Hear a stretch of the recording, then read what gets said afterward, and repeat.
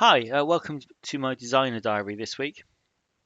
Uh, there's a few sort of jobs or things which I often think of as a kind of lowest common denominator jobs.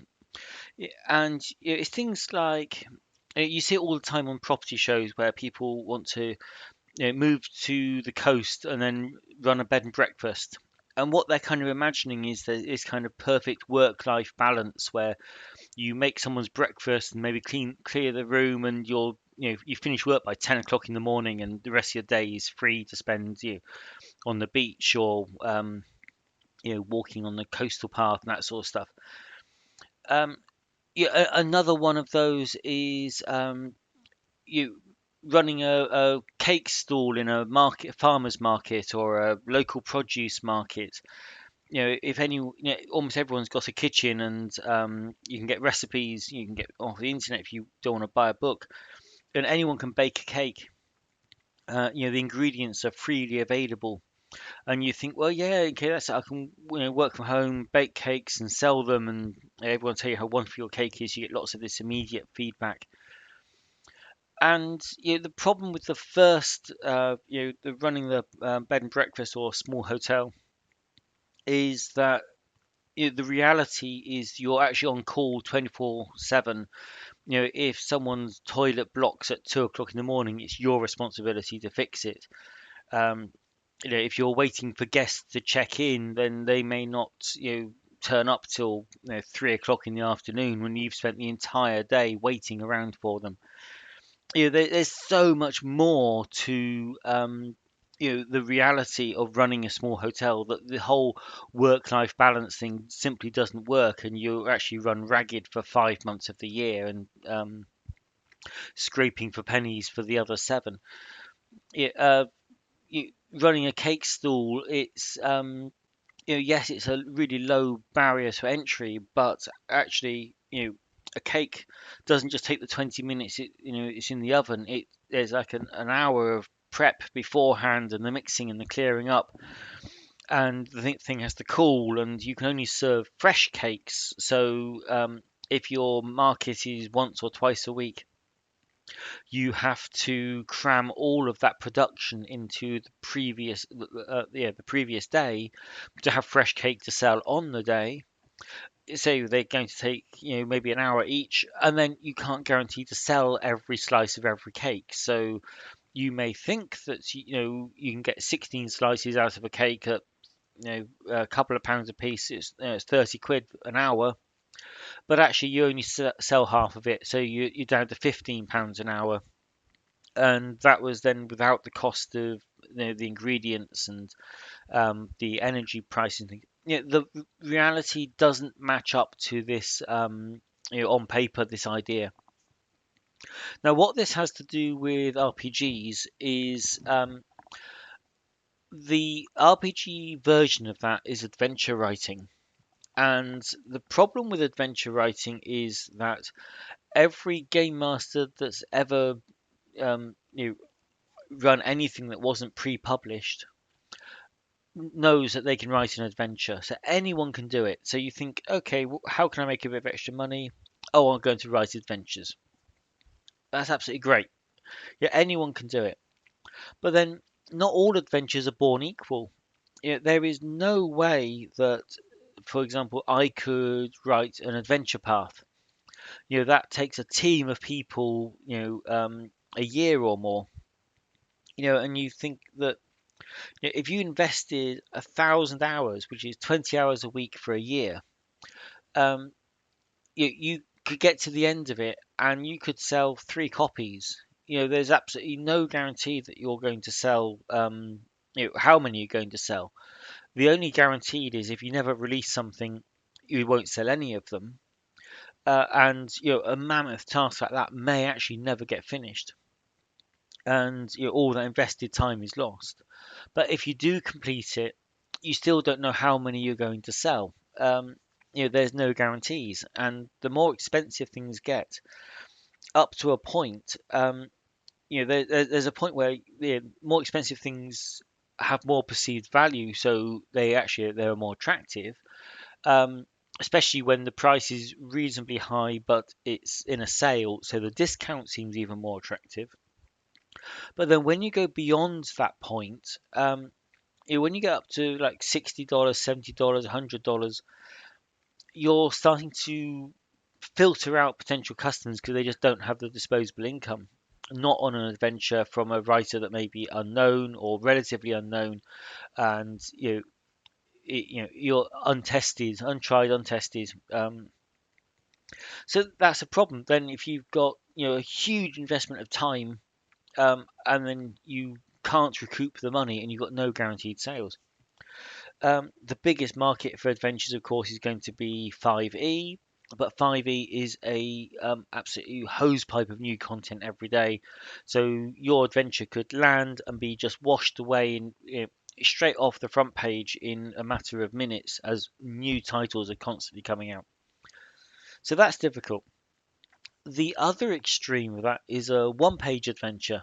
Now, one-page adventures, writing them is a bit of an art in its own right, but they're it's not 1,000 hours. It's a handful of hours to create something like that.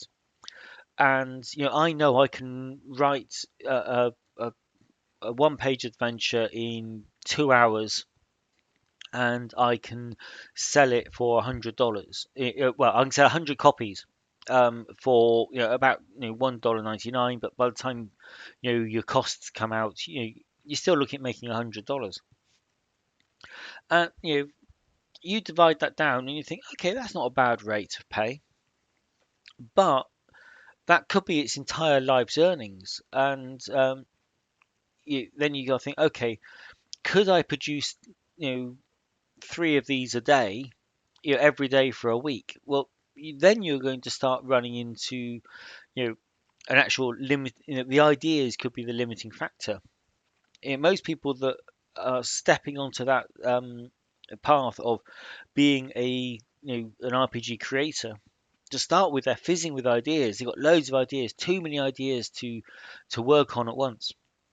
But actually, when you have to say, right, you're going to have to produce 10 good ideas or 15 good ideas every week, and you multiply that up to 500, 700 in a year, then you find the bottom of the barrel really, really quickly. So doing the really the one page adventures, very short adventures, for a sort of bargain bucket, that's actually got its own difficulties. And also, you're entering a well serviced marketplace. And again, the other people that have been doing this for longer have got more reputation and more established audience and brand recognition, and you're again the new person coming in. So that's a bit difficult. And then you've got to decide. We got this extreme. We got the adventure path at one end, and you got the one-page adventure at the other. Where do you want to sit on that continuum? And this is a question that you really have to answer for yourself. But it's looking. What I would suggest people do is uh, look at what's in the marketplace that is very similar to what you were thinking of creating, seeing who is doing it, what their adventures look like, what the standards are like, how high is the bar that you want to reach, and then uh, you know, strive to hit it. You know, if you can find 3 or 4 adventures which are the kind of thing you wanted to create, look at what's absolutely the best in all of them and set that as your minimum standards, and then try and exceed it, because no one is ever going to you know, reject you for you know or criticize your adventure for being better than the competition. You know, if you are not better than the competition and they're side by side, people are going to say, well, okay, yours isn't as good value. You might get a negative review saying, well, no, this is on a par with this adventure or these other adventures, but it isn't as good. Yeah, that's just life. But you're if you're going to get into adventure writing, you've really got to look at it as not as the easiest thing you can possibly do to get into RPG creation, but more a case of you're going into the single most competitive market in RPGs and the one that anyone can do, and you need to make your product really stand out. People talk about the unique selling point. Well, what is unique about your adventure? What will you be doing that nobody else is doing that will make yours stand out? And that is something that you have to really think about. Now, I did a video right back at the beginning, I think it was, about the minimum viable product, and this idea of the minimal viable product was the way it's used today. You write a really basic adventure or anything, a basic game, rules like minimal thing. And the idea is that if it proves popular, then you'll invest more time and effort and money, reinvest money, say, into it to make it better, which should then drive more sales, and you can reinvest that and make it even better. Now, that really doesn't work with RPGs. The minimum viable product only ever was meant to deal with technology, hard technology. The very first, say, call it a Blu-ray player. It had minimal functionality, but your early adopters will know that when they buy into something really early, they're going to get the minimum product, the most basic. And then once you've got proof of concept, then you can invest in it because it is going to filter down from the early adopters to the mass market. And so you can start adding mass market refinements to it. If you try that with a rule set or an adventure or an adventure path, what will happen is people will buy it, be disappointed, and they'll shelve it because there's just too much else out there you're competing against. And that's the true of rule sets and adventures.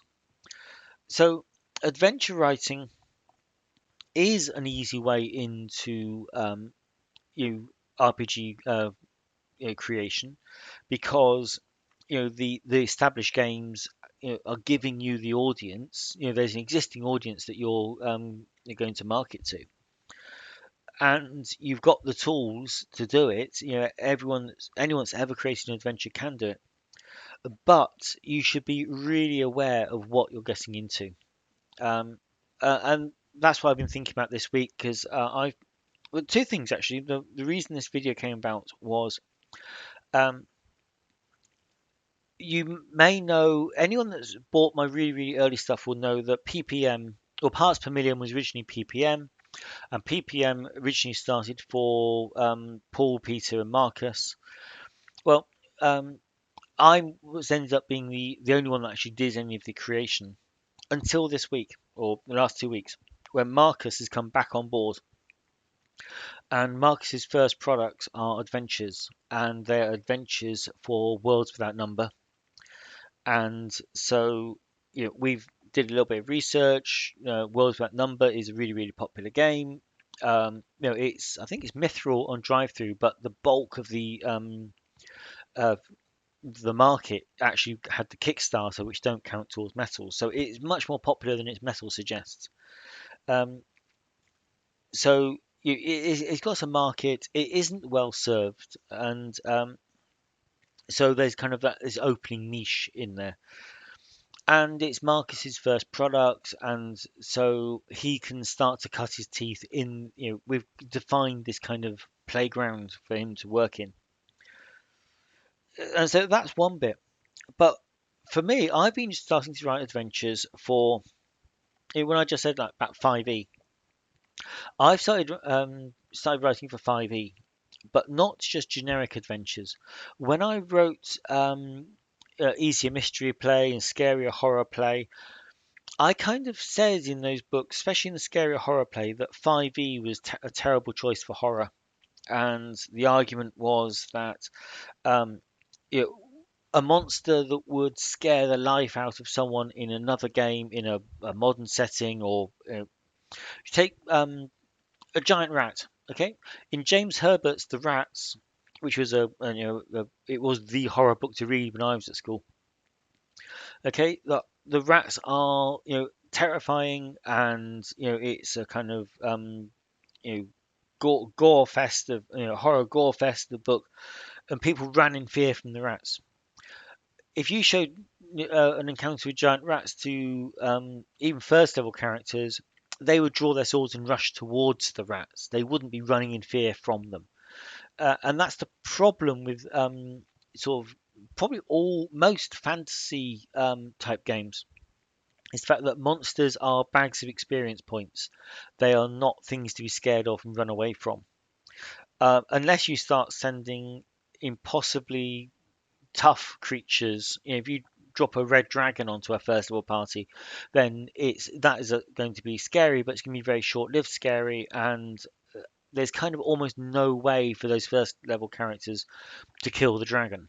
Um, if it snatches the princess to eat it, chances are the princess is going to get eaten. If you put the first level fighter on a horse, give him a lance, the first level fighter is going to get eaten. It's just that's kind of it doesn't work.